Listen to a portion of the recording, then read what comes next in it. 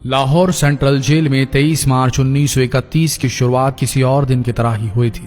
फर्क सिर्फ इतना था कि सुबह सुबह जोर की आंधी आई थी, बहुत तेज। लेकिन जेल के कैदियों को थोड़ा अजीब सा लगा जब 4 बजे ही वार्डन चरत सिंह ने उनसे आकर कहा कि वो अपनी अपनी कोठरियों में चले जाएं। उन्होंने कारण नहीं बताया था। उनके मुंह से सिर्फ ये निकला कि आदेश ऊपर से है। अभी कैदी सोच ही रहे थे कि माजरा क्या है। जेल का नाई बरकत हर कमरे के सामने फुसफुसाते हुए गुजरा कि आज रात भगत सिंह, राजगुरु और सुखदेव को फांसी दी जाने वाली है। उस क्षण की निश्चिंता ने उनको झकझोर कर रख दिया।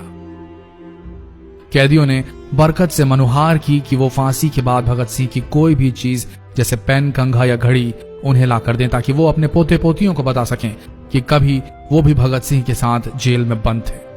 बरकत भगत सिंह की कोठरी में गया और वहां से उनका पेन और कंघा ले आया। सारे कैदियों में होड़ लग गई कि किसका उस पर अधिकार हो। आखिर में ड्रॉ निकाला गया, लाहौर कॉन्स्पिरेसी केस। अब सब कैदी चुप हो चले थे। उनकी निगाहें उनकी कोठरी से गुजरने वाले रास्ते पर लगी हुई थी। भगत सिंह उनके साथ फांसी पर लटकाए जाने के लिए उसी रास्ते से गुजरने वाले थे। एक बार पहले जब भगत सिंह उसी रास्ते से ले जाए जा रहे थे तो पंजाब कांग्रेस के नेता भीमसेन सच्चर ने आवाज ऊंची कर उनसे पूछा था, आप और आपके साथियों ने लाहौर कॉन्स्पिरेसी केस में अपना बचाव क्यों नहीं किया? भगत सिंह का जवाब था, इनकलाबियों को मरना ही होता है क्योंकि उनके मरने से ही उनका अभियान मजबूत होता है, अदालत में अपील से नहीं। वार्डन चरत सिंह भगत सिंह के खैर ख्वाह थे और अपनी तरफ से जो कुछ बन पड़ता था उनके लिए किया करते थे।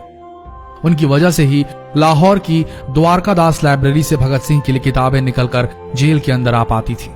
भगत सिंह की जेल की जिंदगी काफी कठिन थी।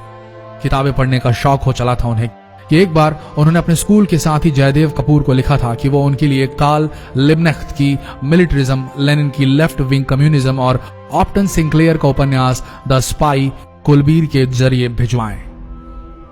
भगत सिंह जेल की कठिन जिंदगी के आदी हो चले थे। उनकी कोठरी नंबर 14 का फर्श पक्का नहीं था, उस पर घास उगी हुई थी। कोठरी में बस इतनी ही जगह थी कि उनका 5 फुट 10 इंच का शरीर बमुश्किल उसमें लेट पाए। भगत सिंह को फांसी दिए जाने से 2 घंटे पहले उनके वकील प्राणनाथ मेहता उनसे मिलने पहुंचे।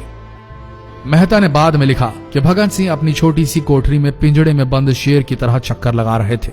इनकलाब जिंदाबाद। उन्होंने मुस्कुराकर मेहता को स्वागत किया और पूछा कि आप मेरी किताब रिवोल्यूशनरी लेनिन लाए या नहीं। जब मेहता ने उन्हें किताब दी तो वे उसे उसी समय पढ़ने लगे मानो उनके पास अब ज्यादा समय न बचा।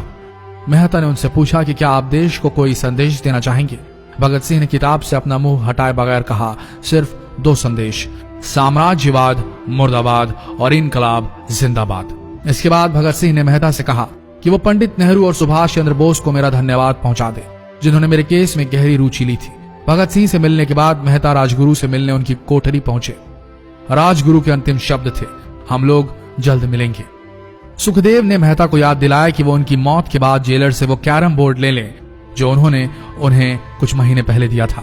मेहता के जाने के थोड़ी देर बाद जेल अधिकारियों ने तीनों क्रांतिकारियों को बता दिया कि उनको वक्त से 12 घंटे पहले ही फांसी दी जा रही है। अगले दिन सुबह 6 बजे की बजाय उन्हें उसी शाम 7 बजे फांसी पर चढ़ा दिया जाएगा। भगत सिंह मेहता द्वारा दी गई किताब के कुछ पन्ने ही पढ़ पाए थे। उनके मुंह से निकला, क्या आप मुझे इस किताब का एक अध्याय भी खत्म करने नहीं देंगे? भगत सिंह ने जेल के मुस्लिम सफाई कर्मचारी बेबे से अनुरोध किया कि वो उनके लिए उनको फांसी दिए जाने से 1 दिन पहले शाम को अपने घर से खाना जरूर लाएं। लेकिन बेबे भगत सिंह की इच्छा पूरी नहीं कर सके क्योंकि भगत सिंह को 12 घंटे पहले फांसी देने का फैसला ले लिया गया और बेबे जेल के गेट के अंदर ही नहीं घुस पाए। थोड़ी देर बाद तीनों क्रांतिकारियों को फांसी की तैयारी के लिए उनकी कोठरियों से बाहर निकाला गया। भगत सिंह, राजगुरु और सुखदेव ने अपने हाथ जोड़े और अपना प्रिय आजादी गीत गाने लगे। कभी वो दिन भी आएगा कि जब आजाद होंगे हम, या अपनी ही जमीन होगी या अपना आसमान होगा। फिर इन तीनों का एक एक करके वजन लिया गया। सबके वजन बढ़ गए थे। इन सब से कहा गया कि अपना आखिरी स्नान करें। फिर उनको काले कपड़े पहनाए गए लेकिन उनके चेहरे खुले रहने दिए गए। चरत सिंह ने भगत सिंह के कान में फुसफुसा कर कहा कि वाहे गुरु को याद करो। फांसी का तख्ता भगत सिंह लिए बोले, पूरी जिंदगी मैंने ईश्वर को याद नहीं किया। असल में मैंने कई बार गरीबों के कलेश के लिए ईश्वर को कोसा भी है। अगर मैं अब उनसे माफी मांग लूं तो वो कहेंगे कि इससे बड़ा डरपोक कोई नहीं। इसका अंत नजदीक आ रहा है, इसलिए ये माफी मांग रहा है। जैसे ही जेल की घड़ी ने 6 बजाया, कैदियों ने दूर से आती कुछ पद चांपें सुनी। उनके साथ भारी बूटों के जमीन पर पड़ने की आवाजें भी आ रही थी। साथ में एक गाने का भी दबा स्वर सुनाई दे रहा था, सरफरोशी की तमन्ना अब हमारे दिल में है। सभी को अचानक जोर जोर से इनकलाब जिंदाबाद और हिंदुस्तान आजाद हो किनारे सुनाई देने लगे। फांसी का तख्ता पुराना था, लेकिन फांसी देने वाला काफी तंदुरुस्त। फांसी देने के लिए मसीह जल्लाद को लाहौर के पास शाहदरा से बुलवाया गया था। भगत सिंह इन तीनों के बीच में खड़े थे। भगत सिंह अपनी मां को दिया गया वो वचन पूरा करना चाहते थे कि वो फांसी के तख्ते से इनकलाब जिंदाबाद का नारा लगाएंगे। लाहौर जिला कांग्रेस के सचिव पिंडी दास सोंधी का घर लाहौर सेंट्रल जेल से बिल्कुल लगा हुआ था। भगत सिंह ने इतनी जोर से इनकलाब जिंदाबाद का नारा लगाया कि उनकी आवाज सोंधी के घर तक सुनाई दी। उनकी आवाज सुनते ही जेल के दूसरे कैदी भी नारे लगाने लगे। तीनों युवा क्रांतिकारियों के गले में फांसी की रस्सी डाल दी गई, उनके हाथ और पैर बांध दिए गए। तभी जल्लाद ने पूछा, सबसे पहले कौन जाएगा? सुखदेव ने सबसे पहले फांसी पर लटकने की हामी भरी। जल्लाद ने एक एक कर रस्सियां खींची और उनके पैरों के नीचे लगे तख्तों को पैर मारकर हटा दिया। काफी देर तक उनके शव तख्तों से लटकते रहे। अंत में उन्हें नीचे उतारा गया और वहां मौजूद डॉक्टरों लेफ्टिनेंट कर्नल जे नेल्सन और लेफ्टिनेंट कर्नल NS सोंधी ने उन्हें मृत घोषित किया।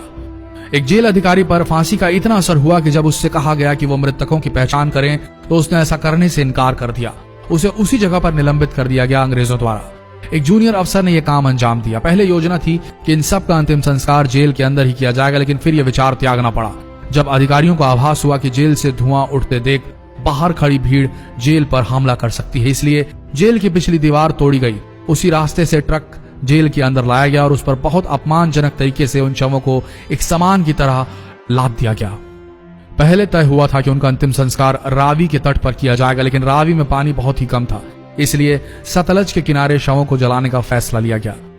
उनके पार्थिव शरीर को फिरोजपुर के पास सतलज के किनारे लाया गया। तब तक रात के 10 बज चुके थे। इस बीच उप पुलिस अधीक्षक कसूर सुदर्शन सिंह कसूर गांव से एक पुजारी जगदीश अचरज को बुला लाए। अभी उनमें आग लगाई ही गई थी कि लोगों को इसके बारे में पता चल गया। जैसे ही ब्रितानी सैनिकों ने लोगों को अपनी तरफ आते देखा, वो शवों को वहीं छोड़कर अपने वाहनों की तरफ भागे। सारी रात गांव के लोगों ने उन शवों के चारों ओर पहरा दिया। अगले दिन दोपहर के आसपास जिला मजिस्ट्रेट की दस्तखत के साथ लाहौर के कई इलाकों में नोटिस चिपकाया गया, जिसमें बताया गया कि भगत सिंह, सुखदेव और राजगुरु का सतलज के किनारे हिंदू सिख रीति से अंतिम संस्कार कर दिया गया है। तो ये थे भगत सिंह की जिंदगी के वो 12 आखिरी घंटे। आशा करते हैं इस वीडियो में सुनाई गई ये कहानी आज युवा पीढ़ी के दिलों में मर चुके देशभक्ति को जगाने में कामयाब होंगी। जितना हो सके इस संदेश को पूरे देश में पहुंचाएं। इस वीडियो को शेयर करें फेसबुक पर, व्हाट्सएप पर, और हो सके तो इस पेज को फॉलो करें ताकि ऐसे ही वीडियोस आप तक सही समय पर पहुंच सके। मिलते हैं अगले वीडियो में, तब तक के लिए आप सबका धन्यवाद।